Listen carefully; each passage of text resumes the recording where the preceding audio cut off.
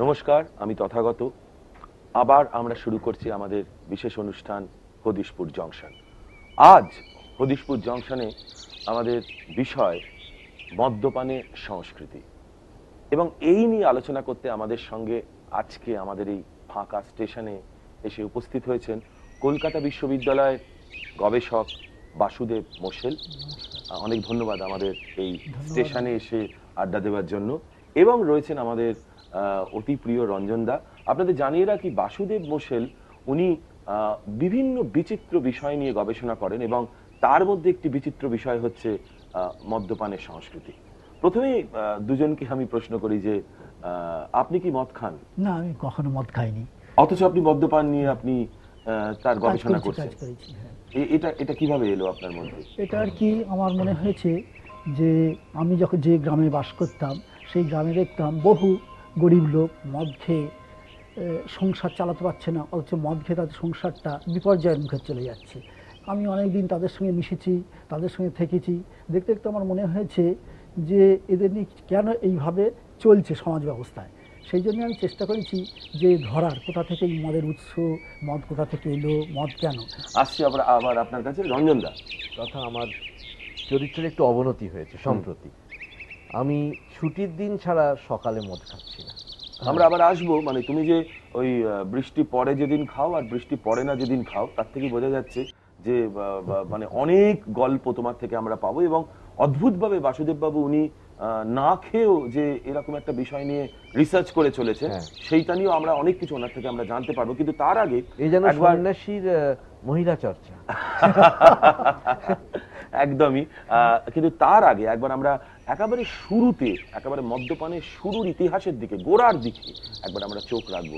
ইতিহাসের বিভিন্ন উপাদান থেকে কিভাবে উঠে এসেছে মদের রেফারেন্স। গাঁজা ভাঙি সিদ্ধহস্ত ছিলেন আমাদের মহাদেব। বলা যায় তার ক্লাসমেট ছিলেন ডিওনিসুস, গ্রিক পুরাণ মতে সুরার দেবতা। তার আরেক নাম বাক্কাস। তিনি নাকি আঙুর থেকে ওয়াইন তৈরির কৌশল আবিষ্কার করেন। গবেষকরা বলেন, যিশু যে জাদু বলে জল থেকে ওয়াইন তৈরি করেছিলেন, সে কাহিনীতে ডিওনিসুসের প্রভাব স্পষ্ট। এহেন ডিওনিসুস নাকি ভারতেও এসেছিলেন, এদেশের মানুষকে আঙুরের চাষ শিখিয়েছিলেন। আঙুর পেশায় মদের ব্যবহার, মদের গুণাগুণ এসবও নাকি তার হাত ধরেই শিখেছিল ভারতবর্ষ। গ্রিক ঐতিহাসিকদের এসব সুরা কাহিনীতে জলের মিশেল একটু বেশি থাকতেই পারে, কিন্তু এটুকু সত্যি, সেকালে মদের প্রচলনে ছিল বিদেশিদের হাতও। 3 ধরনের মদ নাকি আমদানি হতো, সিরিয়ার লাইলুসিয়া, ইতালি এবং আরব থেকে। অবশ্য ঋগ্বেদেও মদিরার উল্লেখ মেলে। জল মেশানো মদ বিক্রি হতো এমন দোকানের সাক্ষ্য পাওয়া যায়। সে সময় প্রধান পানীয় ছিল সোমরস। সোম হলো বিশেষ এক প্রকার লতা, দুধ রস বিশিষ্ট গুল্মের প্রজাতি।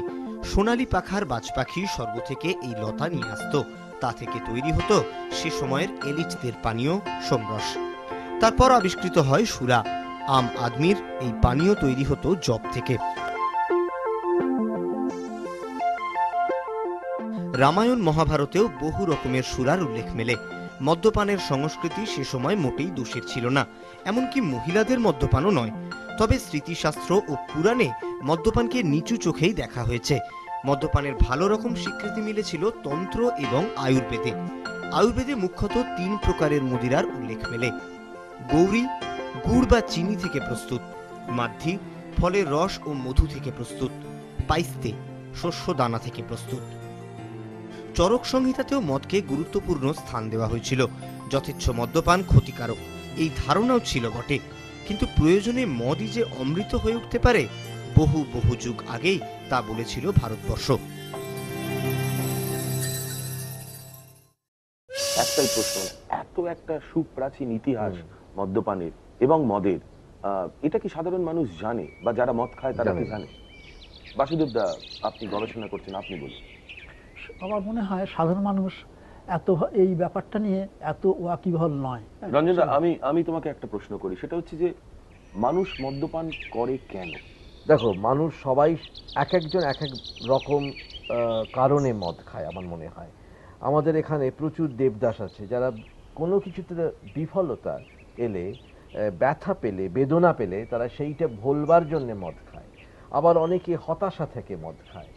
যেমন আমি নিজে মদ খাই, যেমন বাতাস, যেমন খাওয়া দাওয়া, যেমন কথাবার্তা, সংলাপ ছাড়া আমি বাঁচতে পারবো না, তেমনি সংলাপের সঙ্গে, জীবনের সঙ্গে, সংস্কৃতির সঙ্গে, বই পড়ার সঙ্গে, আনন্দের সঙ্গে, দুঃখের সঙ্গেও ওতপ্রোতভাবে জড়িয়ে আছে মদ। এবং সেটা সন্ধ্যা লগ্নে একটা বিশেষ তৃষ্ণা জাগে মনের মধ্যে, এবং আমি মদ খাই। এবং খাওয়ার পরে সবসময় যে ভালো লাগে তা নয়, অনেক সময় যদি আমি ডিপ্রেশনের মধ্যে মদ খাই তাহলে আরো ডিপ্রেসড বোধ করি। হদিশপুর জংশনে ব্রেক করছি, টিভির সামনে থেকে সরে দাঁড়াবেন না।